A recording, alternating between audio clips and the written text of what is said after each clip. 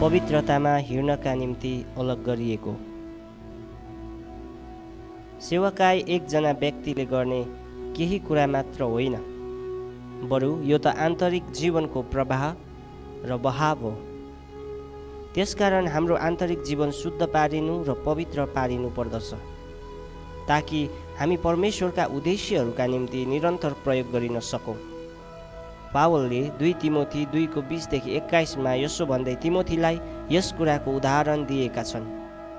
ठुलो घरमा सुन र चाँदीका भाँडाहरू मात्र हुँदैनन्, तर काठ र माटोका पनि हुन्छन्, कुनै आदरका र कुनै अनादरका निम्ति।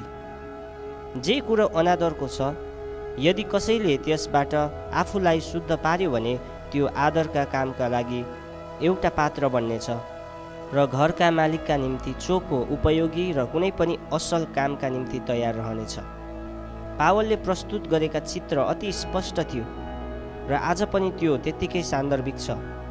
हरेक व्यक्तिको घरमा विभिन्न उद्देश्यहरूका निम्ति प्रयोग गरिने विभिन्न प्रकारका भाँडाहरू हुन्छन्। यस खण्डद्वारा हामी देख्दछौँ परमेश्वरको राज्यमा पनि यही सिद्धान्तले काम गर्दछ। केही भाँडाहरू आदरका निम्ति र केही अनादरका निम्ति प्रयोग गरिन्छ, तर सबै कुरा भाँडा सफा छ कि छैन भन्ने कुरामाथि भर पर्दछ। यदि तिमोथीले आफैलाई निरन्तर शुद्ध र पवित्र राखेनन् भने उनलाई आदरयोग्य उद्देश्यका निम्ति प्रयोग गर्न सकिँदैन भन्ने बुझेर पावलले तिनलाई यी कुरा भनेका हुन्। तथापि पावलले दिएका कारणहरू अझ धेरै गहिरा छन्। यो केवल काम र बाहिरपट्टि सबै कुराहरू ठिकसँग गर्नुभन्दा अझ धेरै गम्भीर कुरा हो। वचन अध्ययन गर्नु, वचन पालन गर्नु र वचन प्रचार गर्नु। पावलको गम्भीर चिन्ता भनेको तिमोथीको हृदय शुद्ध, पवित्र र परमेश्वरका निम्ति साँचो रूपले अलग गरिएको होस् भन्ने हो।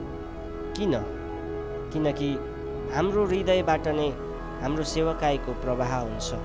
जसरी येशूले लुका 6:45 भन्नुभएकै छ, किनकि जुन कुराले हृदय भरिएको हुन्छ मानिसको मुखबाट त्यही निस्कन्छ, अनि हरेक असल रुखले असल फल फलाउँदछ, तर खराब रुखले खराब फल फलाउँछ। मत्ती 7:17। यदि तिमोथीको आन्तरिक जीवन उनले भन्ने र गर्ने सबै कुरासित मेल खान्छ भने उनले निरन्तर फल फलाउनेछन्। हृदयको पवित्रता। जब पावलले तिमोथीका निम्ति शुद्ध र पवित्र हृदयको महत्त्वको बारेमा जोड दिँदै थिए, उनको समयका मानिसहरूले ठिक यसरी विपरीत आचरण गर्दथे। फरिसीहरू पूर्ण रूपले बाहिरी शुद्धतामा चासो राख्ने धार्मिक मानिसहरू थिए, त्यही पनि भित्रपट्टि तिनीहरू दुष्ट र भ्रष्ट थिए। येशूले ती कपटीहरूका विरुद्धमा केही अति कठोर वचनहरू बोल्नुभयो। हाम्रो समय पनि त्यति भिन्न छैन। एउटा व्यक्तिले सबै ठिक कुराहरू गर्न सक्छ र तिनीहरूको सेवाकाई अति प्रभावशाली र धार्मिक देखिन सक्छ, तर यथार्थमा त्यस्तो नहुन सक्छ। त्यसकारण धेरै क्रिस्चियन सेवकहरूले केवल भूमिका मात्र निर्वाह गरिरहेका छन् र अरूमाथि राम्रो प्रभाव जमाउनका निम्ति धार्मिक भएको स्वाङ पारिरहेका छन्। यसकारण तिनीहरूको जीवन भ्रममा परिरहेको छ र तिनीहरू यस विनाशकारी बाटोमा लगातार अगाडि बढिरहेका छन्। तिनीहरू आफ्नो छवि कायम राखिराख्नका निम्ति अझ धेरै दुष्ट बन्दै गइरहेका छन्। जबसम्म तिनीहरूले परमेश्वरद्वारा शुद्ध पारिनका निम्ति आफ्नै निर्णयद्वारा यो कपटीपनको बोझा हटाउँदैनन्, तबसम्म तिनीहरूलाई भित्रैदेखि शुद्ध र पवित्र तुल्याउन सकिँदैन। हामी आजको यस क्रिस्चियन जगतमा होसियार र बुद्धिमान हुनुपर्दछ। यसको अर्थ कसैको सेवाकाई सफल जस्तो देखिए तापनि उसको जीवन पवित्र छ र ऊ अनुसरण गर्न सकिने एउटा राम्रो उदाहरण हो भनी मानिलिनु हुँदैन। यदि कुनै मानिससित अचम्मको वरदान छ र उसले परमेश्वरका निम्ति महान काम गर्दछन् भने ऊ परमेश्वरको प्रिय तथा विशेष र पवित्र व्यक्ति हो भन्ने भ्रम मानिसहरूमा पाइन्छ। पुरानो करारभरि विभिन्न ठाउँमा परमेश्वरले आफ्नो योजना पूरा गर्नका निम्ति अन्य जाति राजाहरूलाई प्रयोग गर्नुभएको बारेमा बताइएको छ। मत्ती 25 अध्यायमा हामी ती धेरै मानिसहरूको बारेमा पढ्दछौँ जसले धेरै भूतहरू धपाए र येशूको नाउँमा ठुला र शक्तिशाली आश्चर्य कर्महरू गरे, तर न्यायको दिनमा तिनीहरूको साँचो हृदय प्रकट गरिन्छ अनि परमेश्वरले ती मानिसहरूलाई कहिल्यै पनि चिन्नु भएको छैन भनी जवाफ दिनुभएको देखिन्छ। त्यो दिन धेरैले भन्नेछन्, प्रभु प्रभु, के हामीले तपाईँको नाउँमा अगमबाडी बोलेनौँ, तपाईँको नाउँमा भूतहरू धपाएनौँ र तपाईँको नाउँमा अनेक शक्तिशाली काम गरेनौँ र? अनि म तिनीहरूलाई सफासँग भन्नेछु, मैले तिमीहरूलाई कहिल्यै चिनेको छैन। ए अधर्म काम गर्नेहरू हो, मबाट दूर हो। मत्ती 7:22 र 23। दोस्रो राजा 4:8-9 हामी देख्दछौँ, एलिसा उनले गरेका कुनै अचम्मको कामका निम्ति भन्दा पनि उनको पवित्रताका निम्ति चिनिएका थिए। यसमा कुनै गलत सोच्नुपर्ने कुरा थिएन कि उनी हृदयभित्रबाट नै परमप्रभुका निम्ति अलग गरिएका मानिस थिए। जब एलिसा आफ्ना समकालीन व्यक्तिहरूका बीचमा हिँड्थे र पवित्र परमेश्वरको पक्षमा बोल्थे, उनलाई देख्ने मानिसहरूले उनी पवित्र मानिस हुन् भनी जान्न सक्थे। तिनीहरूले उनका सन्देशहरू भुल्न सक्थे, तर उनले तिनीहरूको जीवनमा पारेको प्रभावलाई भने कहिल्यै पनि भुल्न सक्दैनथे। यो कुनै झुटो बाहिरी प्रभाव थिएन। जसरी हामी ठिक शब्दहरू प्रयोग गरेर हाम्रो स्वरलाई ठुलो सानो पारेर हाम्रो प्रार्थना तथा वचन प्रचारद्वारा अरू मानिसहरूमाथि प्रभुत्व जमाउने कोसिस गर्दछौँ, बरु यो एउटा शान्त गम्भीर जीवन हो जुन आफै संसार तथा अन्धकारबाट अलग भएर प्रभुसित घनिष्ठता खोज्ने समय हो। हाम्रो प्रार्थना भजन सङ्ग्रह 139:23 र 24 दाउदले गरे जस्तै होस्। हे परमेश्वर, मलाई जाँच्नुहोस् र मेरो हृदयलाई जान्नुहोस्, मलाई जाँच्नुहोस् र मेरो चिन्ताहरूलाई जान्नुहोस्। हेर्नुहोस् ममा कुनै खराबी चाल छ कि, र मलाई अनन्तको मार्गमा डोर्याउनुहोस्। हामी कसरी पवित्र बनाइन्छौँ? याद गर्नुहोस्, 2 तिमोथी 2:21 पावलले शुद्ध हुने र पवित्र बनाइने यस सिद्धान्तको बारेमा कसरी व्याख्या गर्दछन्। यदि कसैले, पवित्र धर्मशास्त्रले स्पष्ट पार्दछ कि यदि कुनै मानिस ख्रिस्ट र उहाँको राज्यका निम्ति उपयोगी हुन चाहन्छ भने उसले आफ्नो तर्फबाट आफैलाई शुद्ध बनाउने निर्णय गर्नु अति आवश्यक छ। परमेश्वरलाई गम्भीर रूपले लिनु र ती कुराहरूको निर्णय गर्नु मानिसको उत्तरदायित्व हो जसमा धेरै कष्ट हुन सक्छ। यसैले कि ऊ यस्तो प्रकारको व्यक्ति बनोस् जसलाई परमेश्वरले प्रयोग गर्न सक्नुहुन्छ।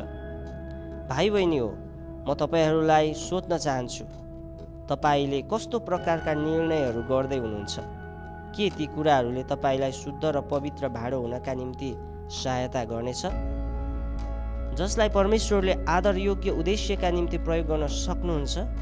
म आग्रह गर्दछु, तपाईँको जीवनको मूल्याङ्कन गर्नका निम्ति तपाईँले परमेश्वरसित प्रार्थना गर्नुहोस्। विचार गर्नुहोस्, यदि कसैले तपाईँका निम्ति एउटा थालमा खानेकुरा राखेर ल्याउँछ भने अर्कोपट्टि पनि तपाईँ त्यो थाल नपखाली त्यसैमा खाना खानुहुन्छ? अथवा के कसैले तपाईँको थाल लिएर त्यसमा खाना खान्छ? खाँदैन। पहिले त्यो थाल सफा गरिनेछ, त्यसपछि यो भविष्यमा प्रयोग गरिनका निम्ति शुद्ध हुनेछ। त्यसकारण हाम्रो हृदयलाई परमेश्वरको जाँचका निम्ति खुला राखौँ, यसैले कि हामी निरन्तर शुद्ध हुन र परमेश्वरको र घरको मालिकका निम्ति उपयोगी र कुनै पनि असल कामका निम्ति तयार रहन सकौँ। किनकि परमेश्वरले हामी सबैलाई भन्नुहुन्छ, तिमीहरू पवित्र हो किनभने म पवित्र छु। 1 पत्रुस 1:16। तर हामी कसरी पवित्र हुन सक्छौँ? सरल प्रकारले भन्नुपर्दा पवित्र हुनु भनेको येशू जस्तै हुनु हो, जो उहाँका पिताको इच्छा पुरा गर्नका निम्ति यस पृथ्वीमा जिउनुभयो।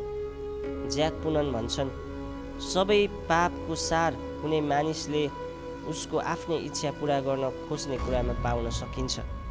मानव जातिमा पवित्रताको सार कुनै मानिसले उसको आफ्नो इच्छा इन्कार गर्ने र परमेश्वरको इच्छा पुरा गर्ने कुरामा पाइन्छ। ठिक यही कुरा येशूले गर्नुभयो। सुसमाचारका पुस्तकहरूभरि येशूले घरिघरि भन्नुभयो, म आफै केही गर्न सक्दिनँ किनकि म आफ्नो इच्छा खोज्दिनँ, तर मलाई पठाउनु हुनेको इच्छा खोज्दछु। आफ्नो इच्छा पुरा गर्न म स्वर्गबाट ओर्ली आएको होइन।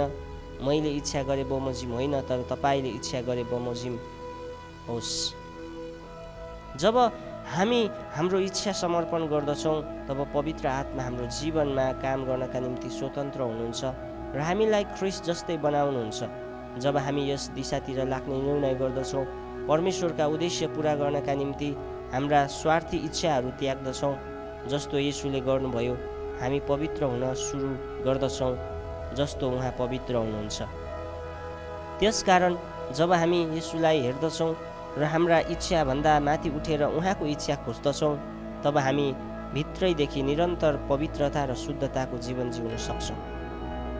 हाम्रो जीवनमा परमप्रभुले त्यस्ता धेरै विभिन्न क्षेत्रहरू देख्न सक्नुहुन्छ जहाँ हामीलाई शुद्ध पारिनु आवश्यक छ, र त्यस्ता केही क्षेत्रहरू हुन सक्छन् जहाँ हामीलाई निरन्तर शुद्धताको आवश्यकता पर्दछ। हामीलाई सजिलैसँग अशुद्ध पार्न सक्ने 4वटा विशेष क्षेत्रमा म जोड दिन चाहन्छु, जसको बारेमा परमेश्वरको वचनले हामीलाई चेतावनी दिन्छ। सतर्क रहनुपर्ने विशेष क्षेत्रहरू। ती मुख्य क्षेत्रहरूमध्ये एउटा हामीले बोल्ने र सुन्ने क्षेत्र हो, जसमा हामीले आफैलाई निरन्तर रूपमा शुद्ध राख्नुपर्दछ र सावधान रहनुपर्दछ। यो अति गम्भीर कुरा हो। यदि परमेश्वरको सेवकले दुष्ट कुराकानी र नचाहिदो गफ सुन्छ र त्यसमा सहभागी हुन्छ भने उसले थाहा पाउनुभन्दा पहिले नै उसले आफैलाई नाश गर्दछ। यस्तो विषको प्रभावको कारण पावलले तिमोथीलाई भन्छन्, भक्तिहीन बकबक त्याग, किनकि यसले मानिसलाई अझ बढी भक्तिहीनतातिर लानेछ। 2 Timothy 2:16। Needed men of God भन्ने आफ्नो पुस्तकमा ज्याक पुननले यस सन्दर्भमा वाचम्यान नीको भनाइ उद्धृत गर्दछन्, जसले भनेका छन्, यदि क्रिस्चियन सेवकले सोच विचार नगरी सबै किसिमका कुराहरू गर्दछ भने उसको वचन बोल्ने कुरामा उसलाई परमेश्वरद्वारा प्रयोग गर्न सकिने कुराको कसरी आशा गर्न सकिन्छ? यदि परमेश्वरले हाम्रो मुखमा उहाँको वचन हालिदिनु भएको छ भने यो हामीमाथि राखिएको एउटा गम्भीर बाध्यता हो। हामीले उहाँको सेवाका निम्ति हाम्रो मुखको सुरक्षा गर्नुपर्दछ। हामीले एक दिन हाम्रो शरीरको अङ्गलाई उहाँको प्रयोगका निम्ति समर्पण गर्दछौँ र अर्को दिन त्यही अङ्गलाई हाम्रो आफ्नै कामका निम्ति प्रयोग गर्दछौँ भने यो कुरा हुन सक्दैन। एकपल्ट उहाँलाई जुन कुरा दिइन्छ त्यो सधैँका निम्ति उहाँलाई दिएको हुन्छ। हामीले निरन्तर आफैलाई शुद्ध राख्नुपर्ने दोस्रो क्षेत्र तीतोपना र क्षमा नदिने स्वभाव हो। सबैभन्दा बढी दुःखको कुरा क्षमा नदिएको र चोटहरू नबिर्सिएका कारण मानिसहरू अशान्तिको जीवन जिइरहेका छन्। अरू कुनै पनि कुराले भन्दा त्यसले मानिसलाई झन धेरै विनाश गर्दछ। पावल र तिमोथीमा पनि धेरै निराशाहरू थिए। मानिसहरूले तिनीहरूलाई त्यागेका थिए र तिनीहरूका अधिकारको अपमान गरेका थिए। हामी धेरै मानिसहरूका निम्ति पनि ठिक यही कुरा लागू हुन्छ। मानिसहरूले सधैँ हामीलाई असफल पार्नेछन् र चोट पुर्याउनेछन्। परमेश्वरले यस सत्यताको बारेमा जान्नुहुन्छ, तथापि अझ उहाँ भन्नुहुन्छ, हाम्रो खराबी गर्ने मानिसहरूलाई हामीले तुरुन्तै क्षमा दिनुपर्दछ। घाम अस्ताउन अघि नै तिमीहरूको रिस मरोस् र दियावलसलाई मौका नदेऊ। एफिसी 4:26-27। चोट र निराशाप्रति हामीले जनाउने प्रतिक्रिया निर्णायक हुन्छ। कुनै पनि तीतोपनाको जराबाट आफैलाई शुद्ध राख्छौँ। हामी यो कुरामा निश्चित हुनुपर्दछ कि विरोधीले हाम्रो जीवनमा खुट्टा टेक्ने ठाउँ पाउने छैन। तब मात्र उहाँको प्रेम र भलाइ हाम्रो वरिपरि रहेका मानिसहरूलाई देखाउनका निम्ति हामी निरन्तर परमेश्वरद्वारा प्रयोग गरिन सक्छौँ।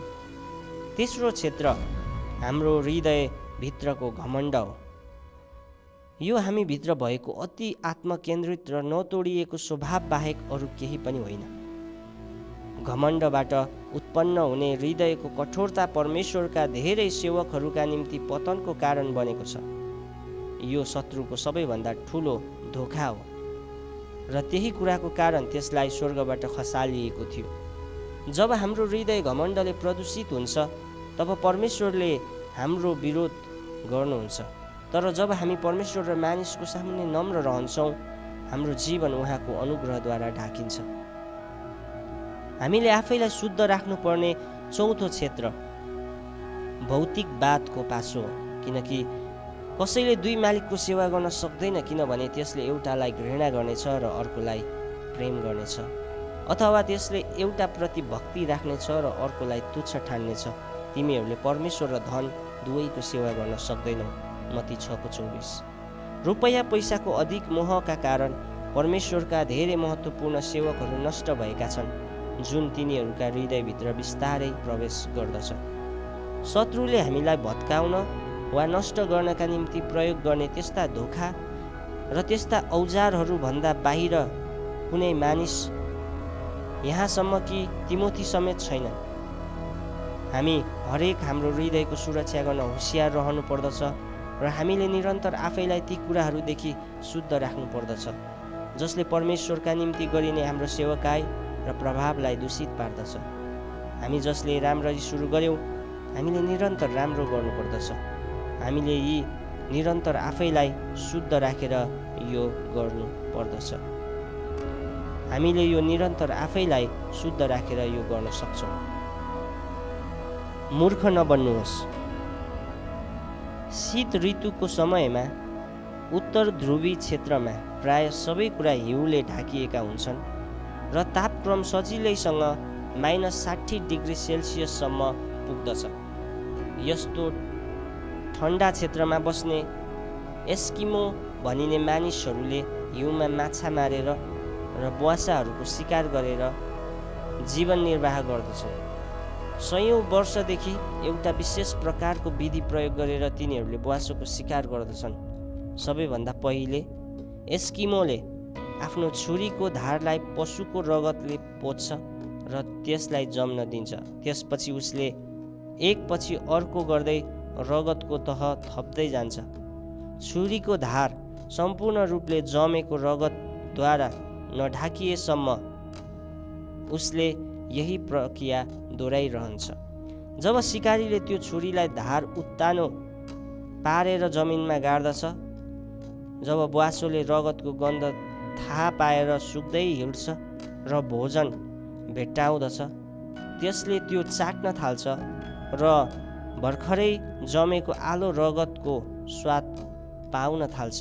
त्यसले छुरीको तीखो धार नाङ्गो नभएसम्म छिटो छिटो र झन झन जोरदार रूपले चाटै गर्न थाल्छ। रगतका निम्ति त्यसले लालसा यति धेरै बढेर जान्छ कि त्यसले आफ्नो जिब्रोमा त्यस छुरीको तीखो धारको प्रहार पनि थाहा पाउन सक्दैन र सन्तुष्ट पार्न नसकिने त्यसको प्यासलाई त्यसको आफ्नै तातो रगतद्वारा सन्तुष्ट पारिँदैछ भन्ने पनि त्यसले थाहा पाउन सक्दैन। त्यसको लालसा अझ धेरै बढ्दै जान्छ र त्यसले त्यो छुरी चाटी नै रहन्छ। यस्तो प्रकारले चाटै गर्दा बिहानसम्म त्यो हिउँमा मरिसकेको हुन्छ। मैले तपाईँलाई किन यो कथा बताउँदैछु, किनभने हामीलाई पनि के हुन सक्छ भन्ने कुराको यो एउटा उदाहरण हो। त्यस पशुले जान्दैनथ्यो कि धेरै रगत पिउने उसको लालसाले उसको आफ्नै जीवनलाई नाश गर्नेछ। कृपया होसियार हुनुहोस्। हामी आफ्नो विचारमा अन्धो हुनु हुँदैन। यदि हामी हाम्रो हृदयलाई शुद्ध राख्ने कुरामा होसियार हुँदैनौँ भने सबै कुरा आफै ठिक हुनेछ भनी सोच्ने मूर्खता गर्नु हुँदैन। शत्रुले हामीलाई एउटा ठुलो मुख्य घटनामा धोका दिँदैन। यो बिस्तारै बिस्तारै मन्द गतिमा प्रवेश गर्ने किसिमको छल हो, जुन यति चतुरतापूर्वक हुन्छ कि हामी विनाशको मुखैमा नपुगेसम्म ब्वासो जस्तै के हुँदैछ भन्ने कुरा समेत हामी थाहा पाउँदैनौँ। तर शैतानका युक्तिहरूबाट हाम्रो हृदय र मनलाई सुरक्षा गर्दै हामी परमेश्वरको सुरक्षाभित्र राखिनेछौँ। प्रभुको पछि लाग्दा पवित्र भाँडाहरू हुनका निम्ति हामीले आफैलाई अलग गर्न र परमेश्वरको महिमाका निम्ति प्रयोग हुनलाई पवित्र आत्माको तयारीका निम्ति निरन्तर हाम्रो समर्पणलाई नवीकरण गर्नुपर्दछ। पवित्र धर्मशास्त्रमा ध्यान दिएर र हाम्रो हृदय र सेवकाईलाई दूषित पार्ने कुराहरूबाट आफैलाई शुद्ध पारेर हामी व्यक्तिगत पवित्रताको बोलावटलाई पुरा गर्न सकौँ। पवित्रताका निम्ति अलग हुनुहोस्।